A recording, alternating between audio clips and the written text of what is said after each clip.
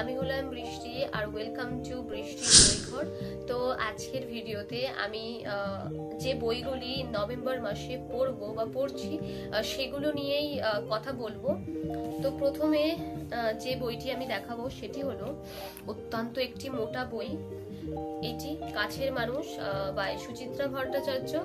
তো এই বইটি আমি ইতিমধ্যে পড়া শুরু করে দিয়েছি আর আমার অলমোস্ট 150টা পেজ পড়া হয়ে গেছে। তো বইটি পড়া হয়ে গেলে চ্যানেলে অবশ্যই বুক রিভিউ গুলো চলে আসবে।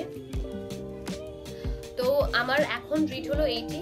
আগে প্রথমে আমি এইটি শেষ করব, তারপরে যে বাকি যে বইগুলো দেখাবো সেগুলো পড়বো, কারণ আমি অ্যাট আ টাইম বেশি বই পড়তে পারি না। ধরো এইটা পড়ছি, তার সঙ্গে একটা সেলফ হেল্প কোনো বই পড়লাম, ঠিক আছে, এর থেকে বেশি পড়তে পারি না, তাহলে আমার একটু অসুবিধা হয় একটা গল্প থেকে আরেকটা গল্পতে বা একটা থটের থেকে আরেকটা থটে। তো ওরকম ভাবে আমি পড়তে ভালোবাসি না, আমি কিছু বুঝতে পারি না, তাহলে গুলিয়ে যায় সবকিছু। তো তার জন্য আমি একটা একটা করে পড়ি। তো এই বইটা আমি এখন পড়ছি। তো এরপরে যে বইটি দেখাবো সেটি হলো আমার বুক লিস্টে থাকা খুবই একটি আকাঙ্ক্ষিত বই। জানি না আমি এই ওয়ার্ডটা ঠিক ইউজ করেছি কিনা, কিন্তু আমি এই বইটা অনেক দিন ধরে পড়তে চাইছিলাম।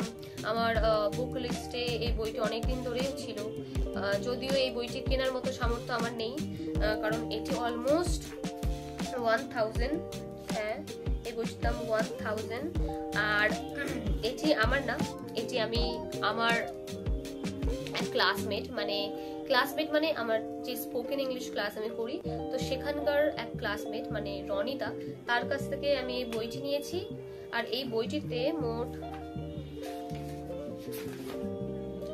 573টি পেজ আছে, একটু মোটা উপন্যাস, বড় উপন্যাস। আর এটায় আমি দেখতে পাচ্ছি অনেকগুলো চরিত্রও রয়েছে, তোমরা দেখতে পাচ্ছ অনেক চরিত্র।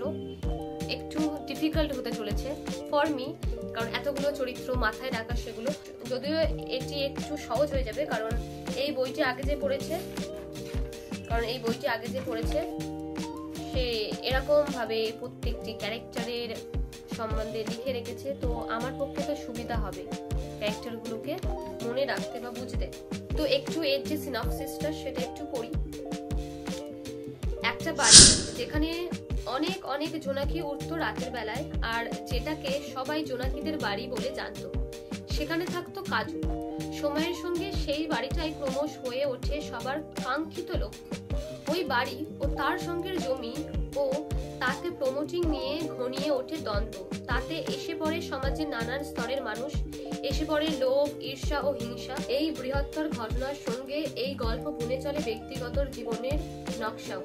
তাতে আমরা দেখি নইকে, দেখি তার মন খারাপ কাটিয়ে নিজের পায়ে দাঁড়ানোর গল্প, দেখি আয়কার অন্তদ্বন্দ্ব থেকে বেরিয়ে আসা নতুন মানুষটিকে।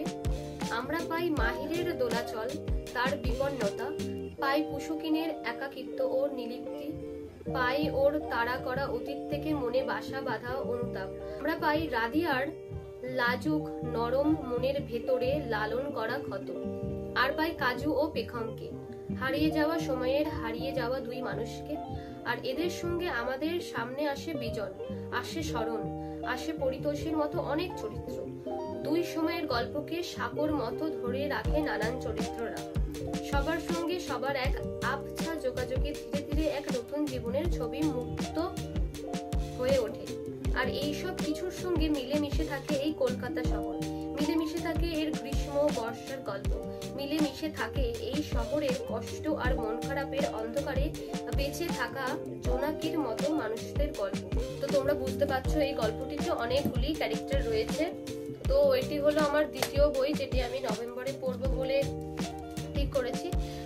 তারপরে হলো এই বইটি কল্যাণী বাই জীবনানন্দ দাশ। এটি হলো কলেজ স্ট্রিট থেকে আনা, আর এটি হলো একটি গিফটেড বই। তো এই বইটিও আমি ডিসাইড করেছি পড়ার জন্য। তো এর সিনপসিসটাও একটু পড়ি। কল্যাণী জীবনানন্দ দাশের দ্বিতীয় উপন্যাস, যা প্রকাশিত হয় 1932 সালে। সময়ের প্রবাহে ভেঙে পড়েছে জমিদারি প্রথা, অথচ সেই ভাঙনের মধ্যেও এক ধরনের ঠুনকো আভিজাত্য টিকে আছে। এমনই এক পটভূমিতে গড়ে উঠেছে উপন্যাস কল্যাণী। কেন্দ্রে রয়েছে জমিদার পঙ্কজ বাবুর মেয়ে কল্যাণী। কল্যাণীর প্রয়োজন ছিল এক বুক নির্ভয়তা, প্রজাপতির মতো রঙিন দুটি ডানা, মুক্ত বিহঙ্গের মতো বন্ধুদের সঙ্গে রাত দুপুরে সিনেমা থিয়েটার দেখার স্বাধীনতা। সে চেয়েছিল এমন এক জীবন যেখানে শালিক বাড়ির কেউ তার ব্যক্তিগত চিঠিতে চোখ রাখবে না, কেউ তার ডায়েরির পাতায় অনধিকার স্পর্শ করবে না, বা তার বই পড়া নিয়ে কোনো প্রশ্ন তোলার সাহস পাবে না।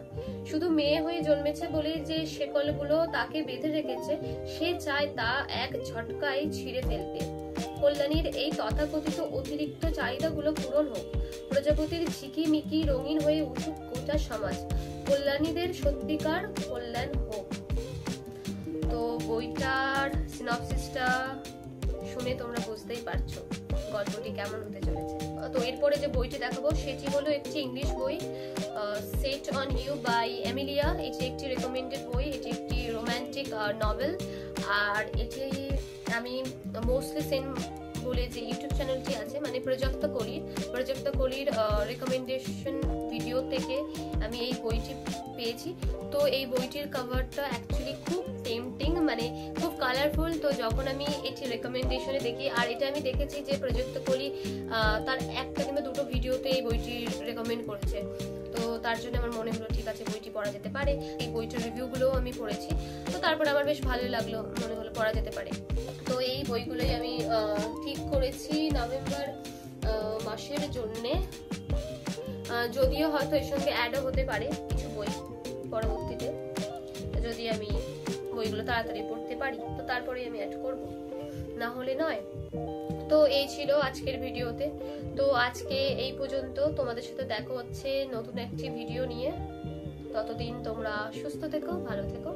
আজকের জন্য আসি, টাটা।